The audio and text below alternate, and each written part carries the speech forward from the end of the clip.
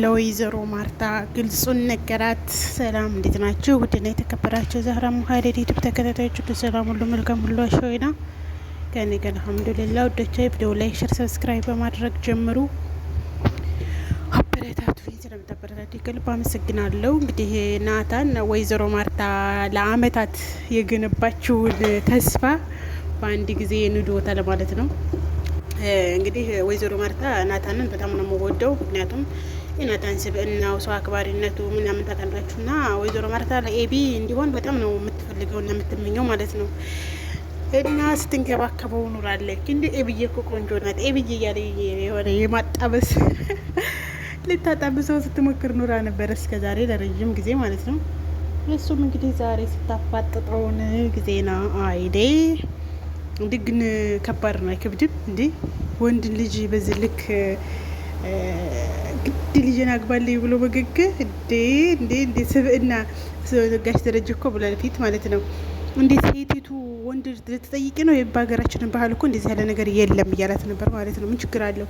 አባቱ ከኛ ጋር እንዲዛመር ፈልጓል፣ አባቱ ከኛ ጋር እንዲዛመር ፈልጓል ነው የምትለውና የእሱን በቃ እሱ ፈርቶ ምናምን መስሏታል። ኤቢን አልወዳትም አላፈቅራትም የሚለው ፈርቶ መስሏታል። እና በዛ ተረርታው ነው። ግን ፊዚካሉ ያስታውቃል እኮ ፊትንም በጸባይዋም ስላለ ኤቢ ክፉ ስለነበረ በፊት በዛ መልኩም እንደማይወዳት እኮ ታውቃለች። እንዴት ነው አንቺን የሚወድሻ ስለ እንደው እኔ እኮ ልጅ እንዴት ነው የሚወዳት እያለች ነበረ በፊት ማለት ነውና አሁን ደግሞ እንደምታዩት እንግዲህ ጸባይዋ ተቀይሯል ብላ ደስ አላት።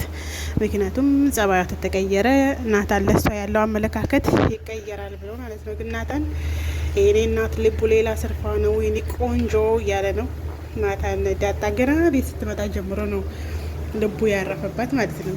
ሳታስገድደው ምን ሳትለው እሷስ እንዴት ያለ ነገር አታውቅም ነበረ። ዳጣ ወደዚህ ቤት ስትመጣ ፍቅር ምናምን አታውቅም። ግን እሱ በጣም ወደዳት። ያው ጠቀላች ያለውን ነገር እና አሁን ወይዘሮ ማርታ እንዴት ነው ትወዳታለህ፣ ልጅን ትወዳታለህ አይደል ምናምን ብላ ሸማስ ይዛ ለኤቢ ልትድረው ብትልም እሱ ግን ሳይወድ በግዱ እንደማይወዳት ተናገረ። ስለዚህ ቁርጥሽን ወቂ ወይዘሮ ማርታ ብሎ ናታን ኤቢን እንደማይወዳት ነው እንጂ ዳጣን እንደሚወዳት አልነገራትም። ግን እሷ ገባት። ምክንያቱም ተጠረጠረ ተመነዘረ ብሏልና ጠርጣር ስላደረገች ፊቱንም ስለጠረጠረች በኋላ ላይ ግን ልጇን የመከረቻት ምክር ቆንጆ ምክር መከረቻት። እናት ለልጇ የምትመክረው ምክር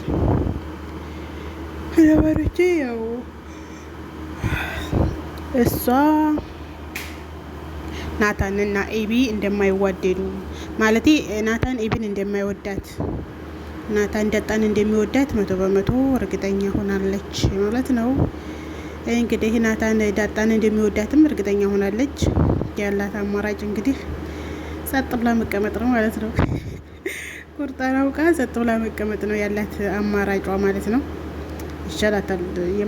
ልጇን የማይወዳትን ልጅ ምንድነው የማይወዳትን ሰው ተመዳር አሁን ማድረግ ያለባት ወይዘሮ ማርታ እንደምንም ብላ ልጇን ወደ ራሷ እንድትመለስና ሌላ ሰው እንዲታገባው ማድረግ ነበረባት። እሷ ግን ግግም ብላ እኔ ማግበው ናታን ነው ሌላ ሰው አሉት ምናምን ስትላት በቃ እኔ እሱን ነው የምወደው፣ እሱ ደግሞ ዳጣን ይወዳታል አውቃለሁ፣ ግን እሱን ነው የምወደው፣ ከሱ ውጭ እኔ የማልወደውን ሰው አግብቼ መኖር አልፈልግም፣ እንደናንተ ነው ህይወቴን መኖር የምፈልገው አለች ማለት ነው።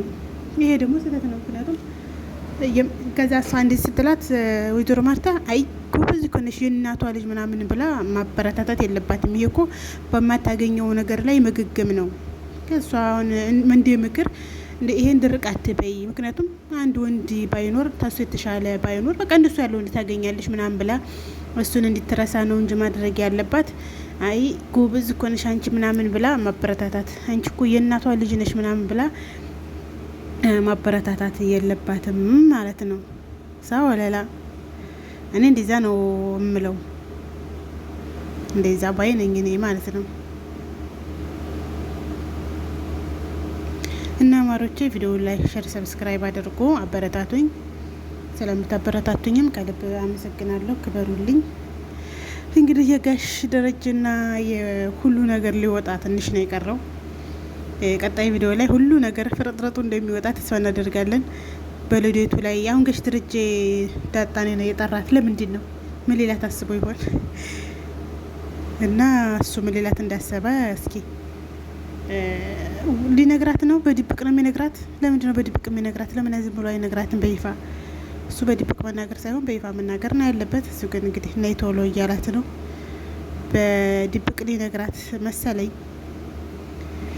በድብቅ መናገር የለበትም። ተተናገረ በይፋ ይናገር እንዲህ። ወይዘሮ አሁን ደግሞ እሷ ታውቃለች፣ ከዛ ወይዘሮ ማርታ አታውቅም። ከዛ እያሉ ነገሩን ሊያንጓተቱትና ሊሳስቡት ይመስለኛል እላችኋለሁኝ። እናንተ ላይክ፣ ሸር፣ ሰብስክራይብ አድርጉ። አበረታቱኝ። ስለምታበረታቱኝ ከልብ አመሰግናለሁ። ክበሩልኝ የኔ ፍቅሮች። የዛሬ ቪዲዮ ይህንን ይመስላል። በቀጣይ ቪዲዮ እስከምንገናኝ ደህና ዋሉ፣ ደህና ደሩ፣ ደህና ምሹ። ላይክ፣ ሸር፣ ሰብስክራይብ ማድረጋችሁን አትርሱ። ጋሽ ደረጀ ለዳጣ ምን ሊላት አስቦ ነው? ኮሜንት ላይ ያስቀምጡ። ባይ ባይ።